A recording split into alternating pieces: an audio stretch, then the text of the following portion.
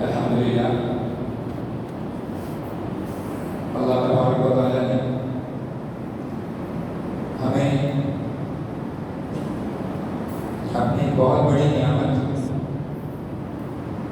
رمضان المبارک کا پاکیزہ مہینہ عطا فرمایا، اور اللہ تبارک و تعالیٰ نے اپنی اسی فضل و کرم سے ہمیں اس میں روزہ رکھنے کی، تلاوت کی، تراویح کی، اعتکاف کی اور دوسرے بہت ساری عبادتوں کی توفیق بھی عطا فرمائی۔ الحمدللہ رمضان مبارک کا مہینہ گزرا، اب ہم شوال کے مہینے میں چل رہے ہیں۔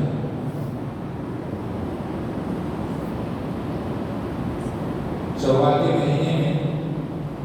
کی پہلی تاریخ عید الفطر کا دن ہوتا ہے۔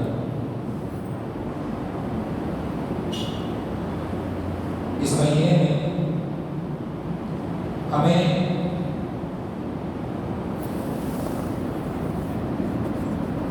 چند باتوں کا خصوصی طور پر دھیان اور توجہ رکھنا چاہیے۔ سب سے پہلے جو آیت میں نے آپ حضرات کے سامنے سورۃ النحل کی تلاوت کی، وَلَا تَكُونُوا كَالَّذِينَ نَقَضُوا غَزْلَهَا مِن بَعْدِ قُوَّةٍ أَنكَاثًا۔ اس آیت میں اللہ تبارک و تعالیٰ مکہ مکرمہ میں کی رہنے والی ایک ذہنی اعتبار سے معذور یا کمزور ایک خاتون کا عورت کا جو واقعہ نقل کر رہے ہیں، جس میں اللہ تبارک و تعالیٰ نے ایمان والوں کو اس کی مثال دے کر کے ایک بہت قیمتی بات اللہ تبارک و تعالیٰ نے اپنے قرآن کریم کے ذریعے سے سمجھایا۔ وہ یہ کہ مکہ مکرمہ کی وہ جو ذہنی اعتبار سے کمزور جو عورت تھی، وہ صبح سے لے کر کے شام تک سوت کاٹتی تھی، رسی بنا کے سوت کے ذریعے سے اس کو جوڑتی تھی اس کو، اور شام تک اس میں محنت کرتے رہتے تھے، اس کو جوڑ کر کے رسی کی طرح کھانے کی طرح بناتی تھی، اس کو پھرو شام دن بھر کی محنت۔ اس کے بعد شام جیسے ہی ہو جاتا،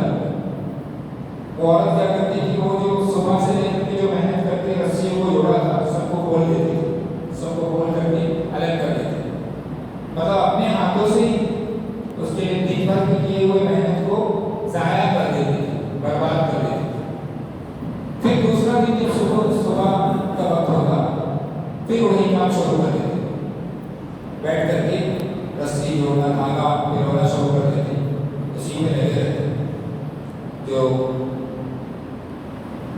جہاں پہ کپڑے وغیرہ کی فیکٹریاں ہیں، ہینڈلوم وغیرہ، وہاں جن لوگوں نے دیکھا ہوگا یا جو لوگ ایسے علاقے کے ہوں گے، وہ لوگ اس کو بہتر زیادہ سمجھ سکتے ہیں۔ تو دوسرے دن کا پھر اس کا یہی معمول ہوتا تھا روزانہ کا، کیونکہ ذہنی اعتبار سے تھوڑی سی کمزور تھی، دن بھر محنت کرتی،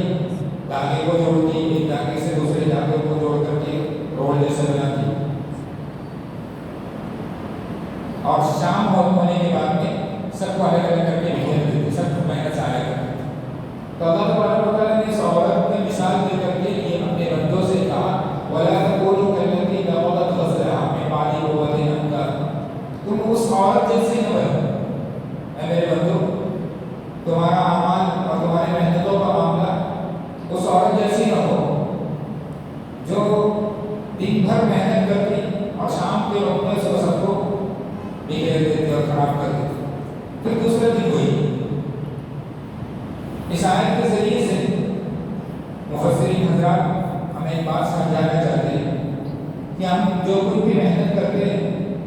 معاذ اللہ کے فضل و کرم سے ہی وہ پاتا اللہ توفیق دیتے ہیں، اس محنت کے بعد میں اس محنت کو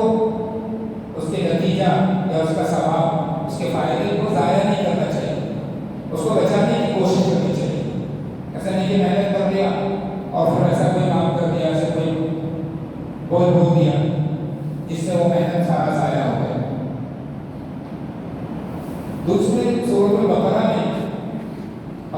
تبارک و تعالیٰ نے ایک آیت کے ذریعے سے یہی بات اپنے بندوں کو پیغام دیا، والا تو دل و صدقہ کی تو بالمن نہیں لگا کہ اپنی صدقہ خیرات اپنے نیک اعمال کو ضائع نہ کرو، جو کچھ بھی تم کرتے ہو اس کو برباد اور ضائع مت کرو، اس کو سنبھال کر کے رکھو، اس کی حفاظت کرو۔ تیسری آیت میں اللہ تبارک و تعالیٰ نے فرمایا من جاء بالحسنۃ فلہ عشر امثالها، جو ایک نیکی لے کر کے آئے ہمارے پاس اس کو اس ایک نیکی کے بدلے 10 اجر و ثواب ملتا ہے، 10 ثواب ملتا ہے، ایک کے بدلے 10۔ دنیا والے بھی ایک کے بدلے ایک دیتے، دنیا والے کے بدلے پیمنٹ پڑی، اللہ کہتے ہیں کہ ایک کا کم از کم 10 ہے۔ پھر انسان کا اپنے قلب، اپنی فکر اور اس کے اخلاص، اس کے اعتبار سے اللہ تبارک و تعالیٰ اس کے اجر و ثواب کو اور زیادہ 700 تک بڑھا دیتے ہیں، ایک کے بدلے 700۔ یہ تو صرف ہمیں سمجھانے کے لیے، ورنہ اللہ تبارک و تعالیٰ کے خزانے میں کوئی کمی نہیں۔ بہرحال اس آیت میں فرمایا کہ جو ایک نیکی لے کر کے آئے گا اس کو کم از کم جو ہے 10 ملے گا۔ من جاء بالحسنۃ فلہ عشر امثالها۔ اس آیت پہ اگر ہم غور کریں تو اس میں اللہ تبارک و تعالیٰ نے یہ نہیں کہا کہ جو ایک نیکی کرے اس کو 10 ثواب ملے گا، یہ نہیں کہا، بلکہ کہا کہ جو ایک نیکی لے کر کے ہمارے پاس آئے، یعنی کرنے کے بعد اس کی حفاظت کرے، اس کے ثواب کو بچا کر کے ہمارے پاس لے کر کے آئے، اس کو ہم نے کر لیا اور اس کے بعد ضائع کر دیا، برباد کر دیا، اس کو کچھ نہیں ملنے والا آخرت میں۔ جو اللہ کے پاس میں اپنے نیکیوں کو بچا کر کے لے کر کے جائے گا اور وہاں پیش کرے گا، اس کے لیے کم از کم ایک کے بدلے 10۔ ان تمام تینوں آیتوں کے ذریعے سے ہمیں کیا سبق ملتا ہے؟ وہ یہ کہ نیکیاں کرنا بے شک بہت بڑی بات ہے۔ آزمائش کے دور میں، فتنوں کے دور میں، جہاں ماحول ہر اعتبار سے خراب ہو، اس ماحول میں اور ایسے وقت میں ایک آدمی ایمان والا ہمت کر کے اپنے آپ کو اس خراب ماحول سے نکال کر کے، بچا کر کے اللہ کو راضی کرنے کے لیے، اپنے آخرت بنانے کے لیے نیکیاں کرتا ہے، ہمت کی بات ہے۔ یہاں ایک کی بس کی بات نہیں، نیکی کر لے گا، اللہ کے توفیق جس کے ساتھ ہوتی ہے اور جس کے اندر دل میں طلب ہوتا ہے، اس کو اللہ تبارک و تعالیٰ توفیق دیتے ہیں، وہ بندہ کرتا ہے، ورنہ کمزور ہمت والی نیکیاں نہیں کر پاتے، وہ نیکیاں نہیں کر پاتے، وہ تو ماحول سے متاثر ہو جاتے ہیں، موقع ملا تو کر لیا، موقع ملا تو پڑھ لیا۔ شریعت کے اعتبار سے اس کو کرنے والا نہیں کہتے، نماز پڑھنے والا وہ کہلاتا ہے جو نماز کا اہتمام کرتا ہو، نماز کی پابندی کرتا ہو، اور نماز کا اہتمام اور نماز کی پابندی اس کو کہتے ہیں۔ مردوں کے اعتبار سے جو باجماعت مسجد میں آ کر کے باجماعت نماز پڑھیں، عورتوں کے اعتبار سے اپنے گھروں میں اول وقت میں نماز ادا کریں، اس کو کہتے ہیں نماز کا اہتمام کرنے والا یا نماز قائم کرنے والا۔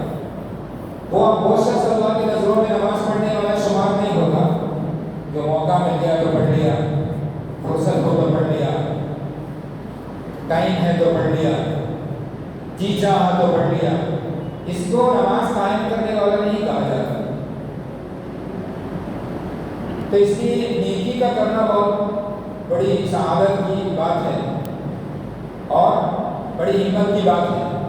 لیکن اس سے بھی بڑی بات کیا ہے، اس سے بھی بڑا اور اہم کام کیا ہے؟ اس نیکیوں کے ثواب کو بچانا،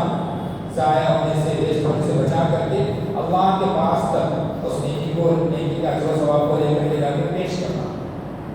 تب اللہ تبارک و تعالیٰ کے اس جو وعدے ہیں وہ پورے کیے جاتے ہیں۔ اسی لیے کہا جاتا ہے کہ حفاظت کرنا نیکیوں کے ثواب اور فائدے کو یہ اصل